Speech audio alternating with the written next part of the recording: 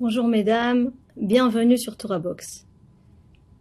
Akadosh Baruch Hu, le maître du monde, choisit Moshe Rabbeinu pour être le délivreur du peuple juif. Il lui dit, va chez Pharaon et dis à Pharaon de libérer mon peuple. Voilà que Moshe Rabbeinu fait ce que Hachem lui demande. Il va chez Pharaon, lui demande de les libérer. Et qu'est-ce qui se passe? Qu'est-ce qui se passe? Quel est le résultat de cela? C'est qu'au lieu de les libérer, au contraire, Pharaon décide de renforcer encore plus l'asservissement, d'alourdir encore plus la souffrance des Bnei Israël. Et là, il se passe quelque chose de très étonnant. Moshe Rabbeinu, Prira Neviim, ça veut dire le prophète élu, celui qui a parlé directement à Kadosh Baruch Hu, il a écrit PLP Adaber Bo. Moshe Rabbeinu, il est dit sur lui, dans le Zohar HaKadosh, il est appelé à Roé Aneeman, berger fidèle. Vient chez Kadosh Baruch Hu et lui dit, Lama areota la amazé ou lama shlachtani. Comment est-ce possible? Il dit à Hachem, mais pourquoi Hachem, tu fais du mal à ce peuple? Et pourquoi m'as-tu envoyé? Pourquoi tu m'as donné cette mission? Il y a un truc qui va pas là, c'est pas possible. C'est pas possible. Alors comment on va expliquer cela? Lama velama. Pourquoi et pourquoi? Un croyant demande à Hachem pourquoi? C'est vraiment pas le mot qu'il faut dire à Kadosh Baruch Hu. On ne dit pas à Hachem pourquoi. Non. Le pourquoi il est chez Akadosh Baruch Hu. Akadosh Baruch Hu, il sait pourquoi il fait les choses. Hachem, il est juste. Hachem, tout ce qu'il fait, c'est pour le bien. C'est ça la Emouna. Comment est-ce possible que Moshe Rabbeinu, le prophète élu, Bechira Nevi'im, dit à Hachem, lui demande, pourquoi tu fais du mal à ce peuple? Et pourquoi tu m'as envoyé les délivrer? Alors, justement, le Sfat Emet Migour, il vient nous expliquer cela. Parce que c'est très dur à comprendre. C'est incompréhensible, on va dire. C'est incompréhensible. Il nous dit en fait, Moshe Rabbeinu, il dit à Hachem, pourquoi tu fais du mal à ce peuple en m'envoyant les délivrer? C'est comme ça qu'il explique le pasouk. Le fait de m'envoyer à moi les délivrer, c'est pas bien pour ce peuple. Pourquoi? Pourquoi c'est pas bien pour ce peuple que ce soit Moshe Rabbeinu qui aille les délivrer, qui aille demander à Pharaon de les délivrer? Il dit Moshe Rabbeinu parce que moi, je vois ce qui se passe dans le ciel. J'ai une vue lointaine. Et je sais que chaque minute de souffrance que Bnei Israël sont asservis, chaque jour de souffrance, c'est pour leur bien. Combien c'est bien pour eux? Alors comment est-ce que moi je peux aller les délivrer?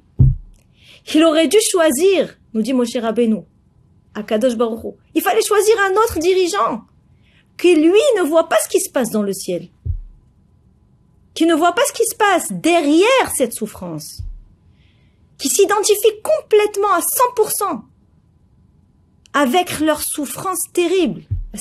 L'asservissement du peuple juif était horrible. Il souffrait terriblement. C'est un dirigeant comme ça qu'il fallait choisir, pas comme moi, qui sait que chaque instant de souffrance, c'est bien pour Am Israël.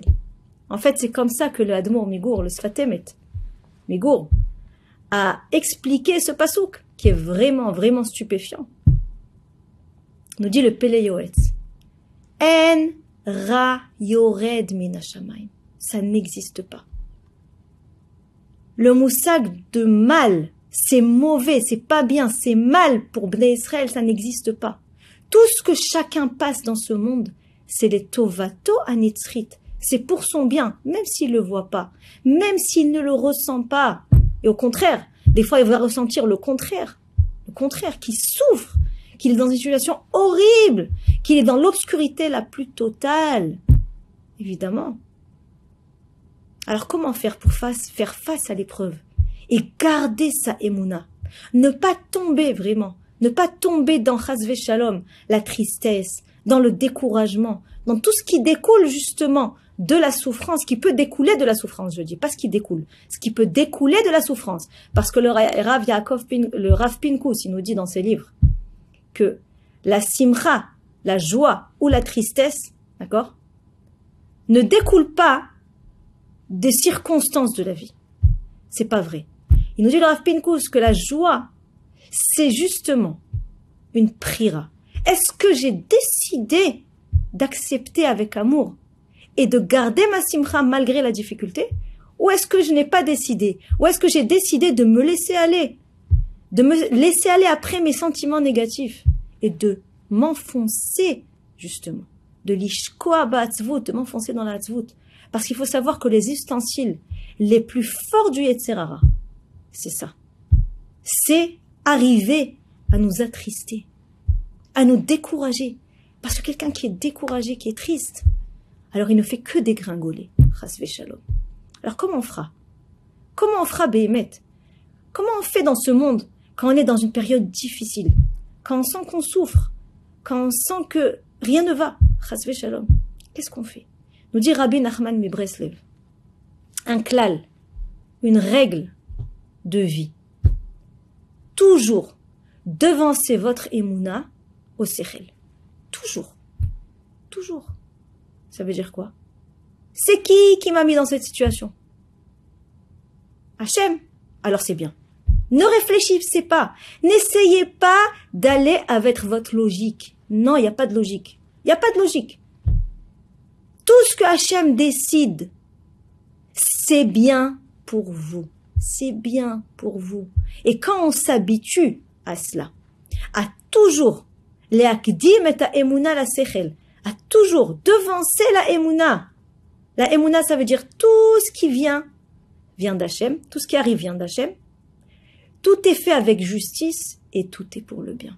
Donc quand on s'habitue à devancer la emuna au sechel, à notre logique, alors on arrive à faire face aux épreuves sans chasvé shalom, tomber dans la tristesse et dans le découragement.